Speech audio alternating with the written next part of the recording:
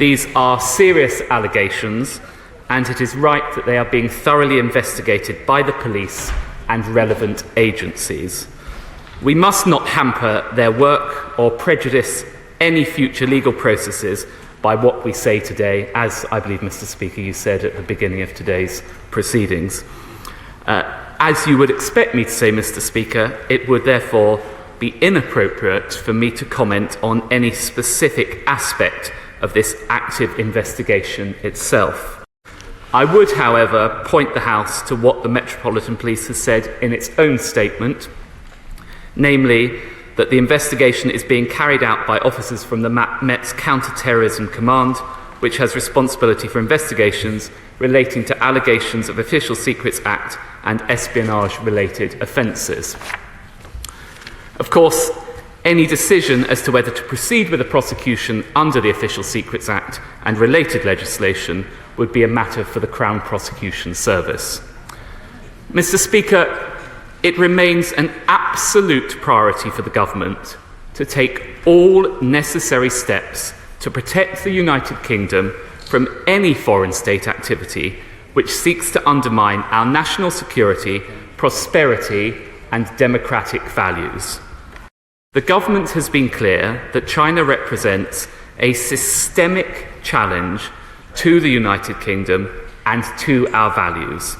This has been evidenced in China's continued disregard for universal human rights and international commitments in Xinjiang, their erasure of dissenting voices and stifling of opposition under their new national security law in Hong Kong, and disturbing reports of Chinese coercion and intimidation in the South China Sea. Mr. Speaker, we are clear-eyed about that challenge, and we must be able to look the Chinese in the eye and call out unacceptable behaviour directly, just as our Prime Minister was able to do with Premier Li at the G20 in New Delhi this weekend, an approach that has also been taken consistently by our Five Eyes allies.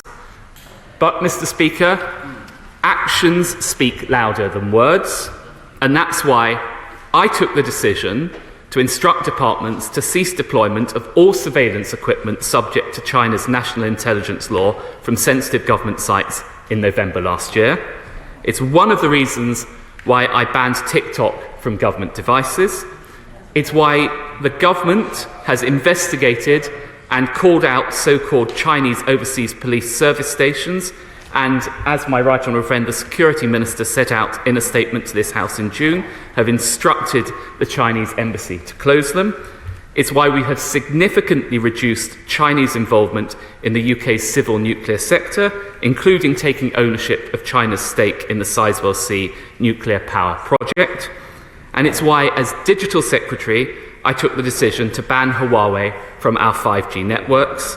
And, Mr. Speaker, this afternoon, in the other place, the procurement bill is being debated, and that will include national security debarment provisions that will enable us to act where we see malign influence in our public procurement.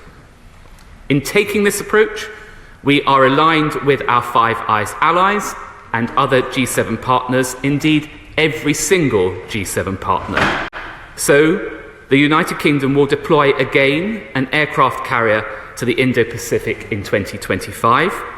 We have announced AUKUS, a new security partnership that will promote free and open Indo-Pacific that is secure and stable, and we will work with Italy and Japan through the Global Combat Air Programme to adapt and respond to security threats of the future through an unprecedented international aerospace coalition.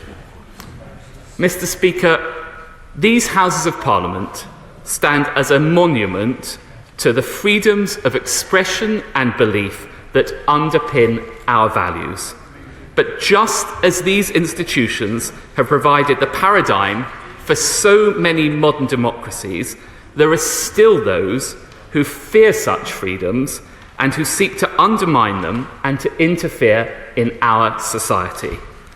We maintain constant vigilance in our efforts to understand and root out this interference, and we will always take action to address it, whatever its source. In 2022, the government established the Defending Democracy Task Force. This group works to coordinate across government to protect the integrity of our democracy from threats of foreign interference. The task force is engaging across government with Parliament, the UK's intelligence community, the devolved administrations, local authorities, the private sector and civil society on the full range of threats facing our democratic institutions. These threats do include foreign interference in the electoral process, disinformation, physical and cyber threats to democratic institutions and to those who represent them, foreign interference in public offices, political parties and our universities, and transnational repression in the United Kingdom. And earlier this year, the government also passed the National Security Act. This has overhauled legislation applicable to espionage, sabotage, and any persons acting for foreign powers against the safety and interests of the United Kingdom. The measures in the Act will enable our law enforcement and intelligence agencies to deter, detect, and disrupt the full range of modern-day threats, including from China. New offences in the Act will enable the disruption of illegitimate influence conducted for or on behalf of foreign states, whether designed to advance their interests or to harm the United Kingdom. Mr. Speaker, the United Kingdom government will do whatever it takes to protect our national security and this nation's democratic institutions, which have stood for centuries as a beacon of liberty, from wherever that threat may come. Mr. Speaker, I commend this statement to the House.